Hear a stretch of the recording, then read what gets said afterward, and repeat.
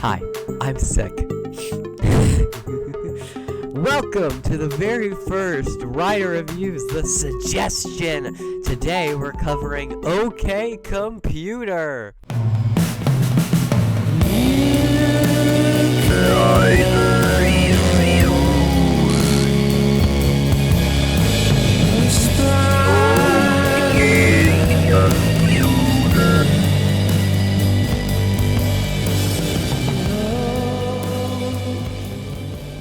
Let's be honest, you know of Radiohead. If not from what they've actually done, you've at least heard the name, right? Now, I was like this. I didn't really know much of them. I just knew that they existed, and that one thing from the Lego movie. I think I finally get Radiohead. Bro, you should check out Elliot's. But that was right before I got today's suggestion, suggested by Cystic.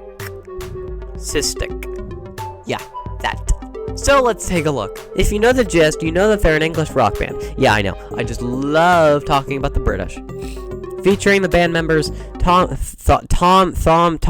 Yorke, Jonny and Colin Greenwood, Ed O'Brien, and Philip Selway. Since formed in 1985, they've been so far known for their two albums, Pablo Honey and The Bends, released in 1994 and 1995 respectively. Released in 1994 and 1995, respectively. But that's not what they're mainly known for right now in 1995. They're known for Creep, the debut 1992 single that got so popular now that the band hates it. While Pablo Honey is widely forgotten about today, The Bends gave the band significant attention, completely tearing apart the old public perception of Radiohead, all for the purpose of making them seem as something more than just creep. This reflected the album's actual meaning, being about this newfound fame that the band have found themselves in. The Bends, however, failed to reach up to the success of Creep, but it was still a hit, making them able to tour around the US and UK to much success. However, this struck an issue. The band felt a creeping sense of alienation after doing all the tours. With all the stress, Radiohead decided to take a break. For their next project, they were going to do something different.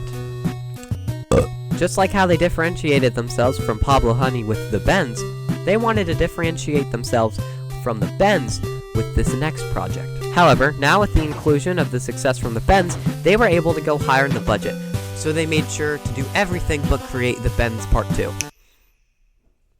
So what did they do?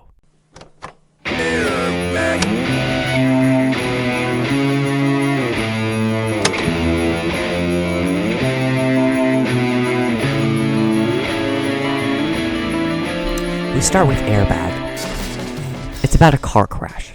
A car crash he, Thom Yorke, survived. He actually did do this in his teens. But here, in the album, it did something. He feels alive. He is now new.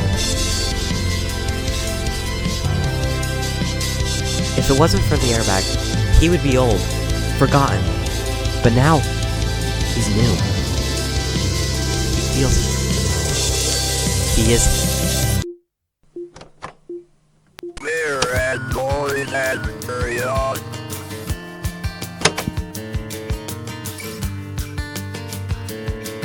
This Happiness is a Warm Gun type song is broken into parts, a reference to Marvin the Paranoid Android, a genius robot given nothing that fits his true capability, given nothing but simple tasks. Thom spends most of the song mocking those above him, or maybe just those who pretend, those Gucci little piggies that pretend to be more than everyone else. The end of the song repeats the words, rain down,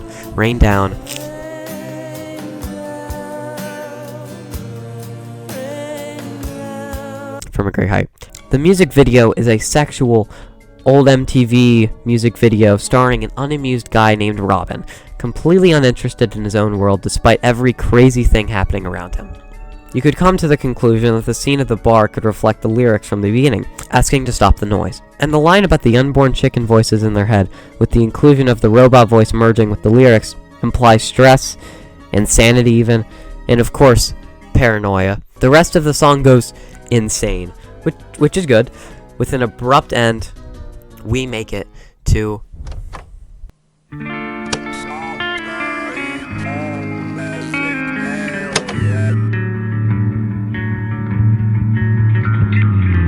The beginning starts with a theme of a boring, plain town, reflecting the world in Thom's eyes. The song is about being alone, being an outsider. In the beginning, the track goes on about aliens in the skies, being themselves, unlike humanity down below. How people are never true, how they're all fake, how they're all pretending. He feels like he'd relate more with those above. He wants to be abducted, taken away, to view from above as something more. Thom thinks he'd have more in common with those aliens in the sky than rather his kind back under. Then, when he tells friends, they'd think he'd lost it, think he'd went insane. This new view of life being rejected by his peers, but finding comfort in this reality. In the end, replacing his verse calling everyone uptight with an insult to himself, finishing with him saying, "I'm just..."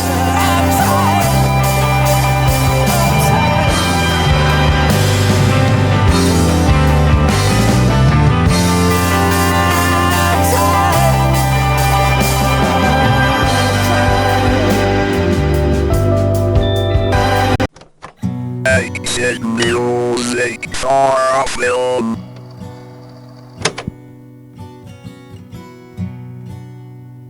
Exit music for a film was actually for a film, the 1996 Romeo and Juliet movie. The band agreed to do the song for the movie after just seeing the first 10 minutes.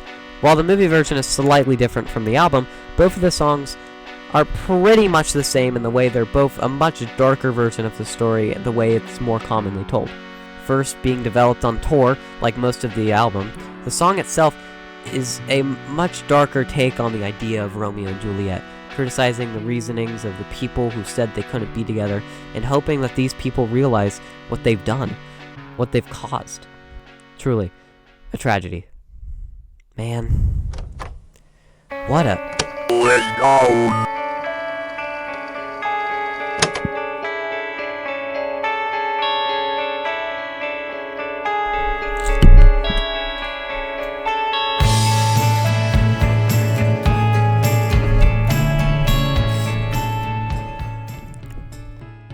Letdown has a similar theme in the fear in a moving vehicle, which is similar to the beginning track, Airbag. Probably the most depressing song here. Thom feels like sentiment isn't anything. He feels it's blank. It doesn't mean anything to him. He feels like a crushed bug, to whereby the third verse, he knows he's stuck. He knows it's over. He knows that nothing works for him and that he can't do anything. It's interesting to note how the final studio version sounds pretty different from all the other versions. This is because by the end of it, they got tired of the original song, to where the final version was what they deemed to be different enough from the original source material that they're all tired of. Jeez. Somebody better call the...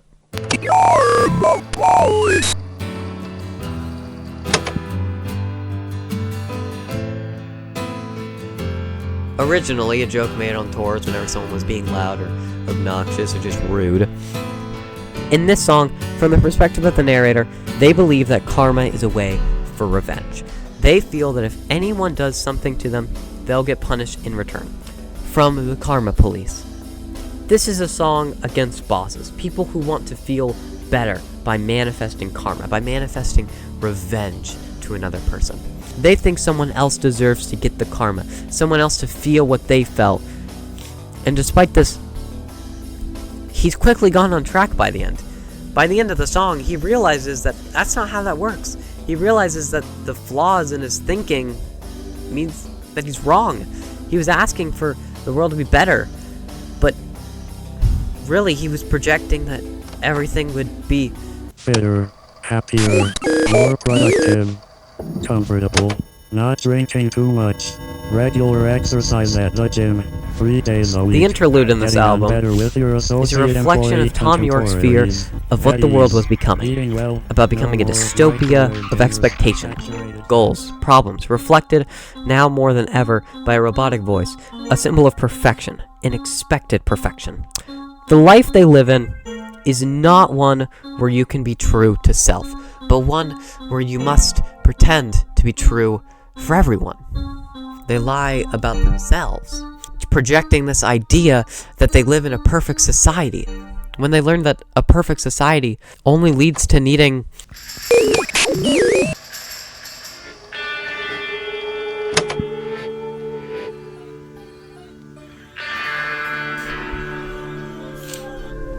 This sounds a lot more like their earlier works. This is a political song about the lies of politicians doing whatever it takes to get votes. This is a political song about the lies and politicians doing whatever it takes to get votes, no matter what the cost is, to do what they deem is right, to benefit society and totally not themselves. And also covering the results of these lies and the protesting caused and the drawback after, the name being a mix of elections and engineering. An election to maximize votes with whatever it takes. And it is very funny how one of the most relevant songs haven't been played in literal decades, as they refuse to play the song because I don't think anyone in the band actually likes it. Also, the song makes fun of trickle-down economics and how terrible that is. Which is great! More hate to that, please! The song thankfully ends with a reminder on how bad politicians are. And how always, the people have the power. Politics are gonna make me start.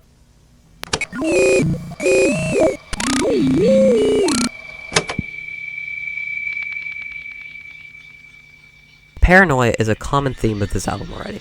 Climbing up the walls is that idea at its fullest.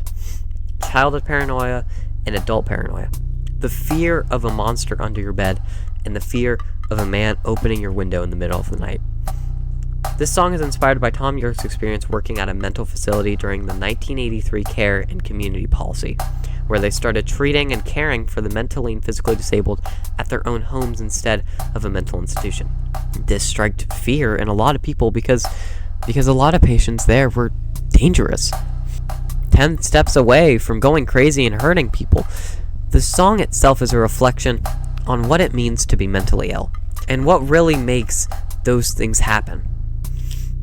Turning a seemingly normal man into a monster. A monster under your bed. Good night, and remember.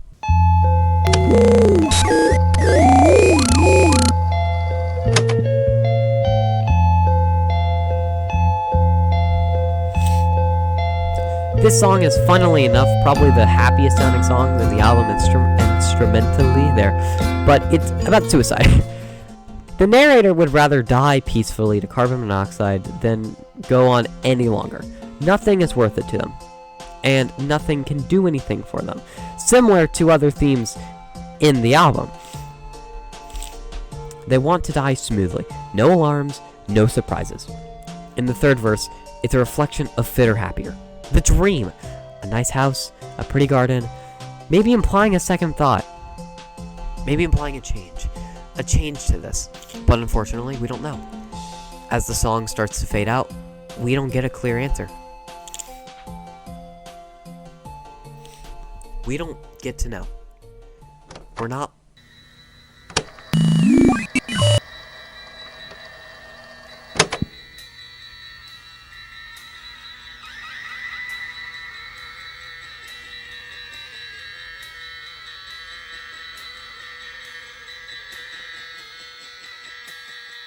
Transportation is another theme again, about a plane crash. Tom's finally feeling lucky. Everything's been going too well, though. His luck might finally change in a bad way. Something's happened. Metaphorically represented by a plane crash, a character titled Sarah is then talked about, representing someone he cares about, someone he needs. Then, after a line about the head of state calling for him, for who he has to deny because he's too busy, then a possible strike of confidence hits him. Today is going to be a glorious day. Maybe his luck is finally changing, but not now. As by the end of the song, they're both standing on the edge. I can't think of anything.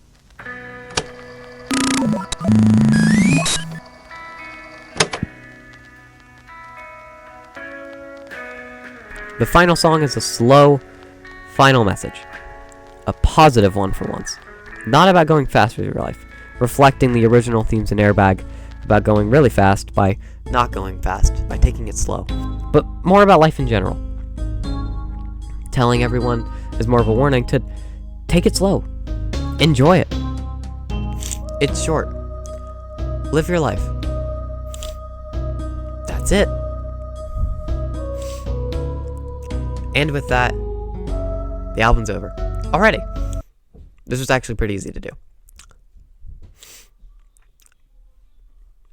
Oh, but the video isn't.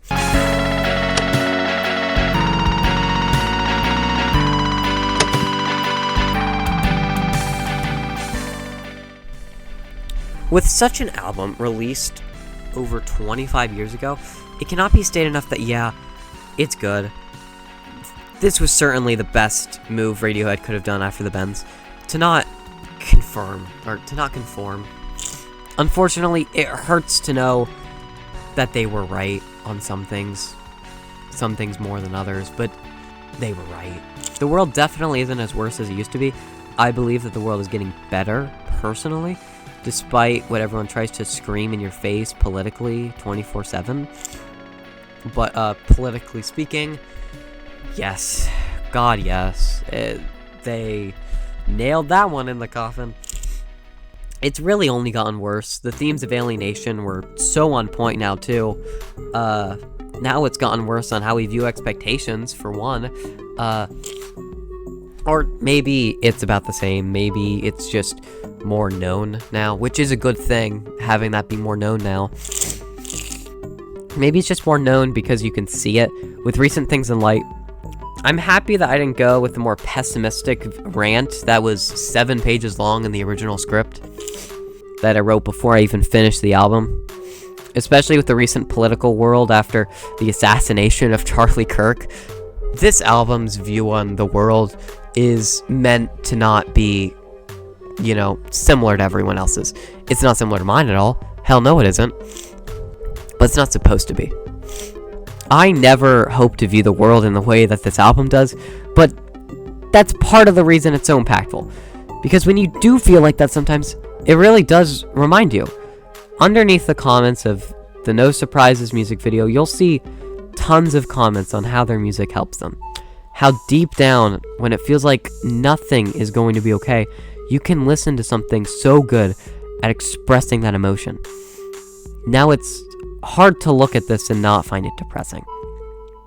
I love how the computer voice in Fitter Happier represents what it would actually mean to be perfect so well, showing that perfection isn't something you want to achieve, because if you do, you're nothing, you're soulless, like a robot.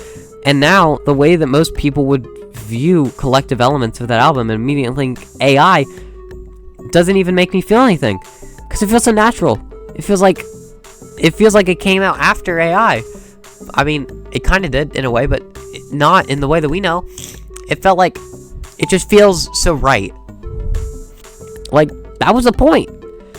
Not that it sounds like AI or anything, because it doesn't, obviously, but OK Computer is an album that unfortunately is kind of predicting the future right now. Alienation, consumerism, anti-capitalism, all very big things right now in the public eye, but maybe with the insights of the past, maybe we can learn in the present.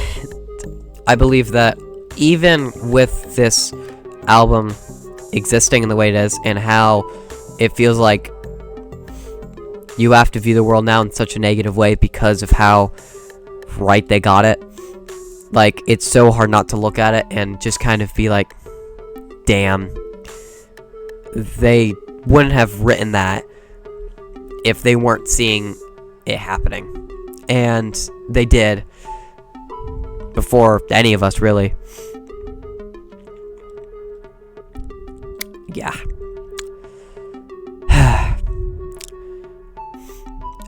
And yeah, I know that sounded cringe. It used to be we would have the military.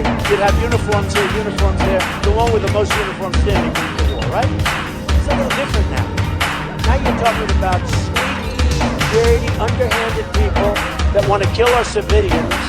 They want to go after our civilians. They want to kill not only our civilians, all over the world. It's going to be stopped. It's going to be stopped. Somebody criticized me the other day because they asked me what I do, and I said, I'm going to bomb the shit out of them.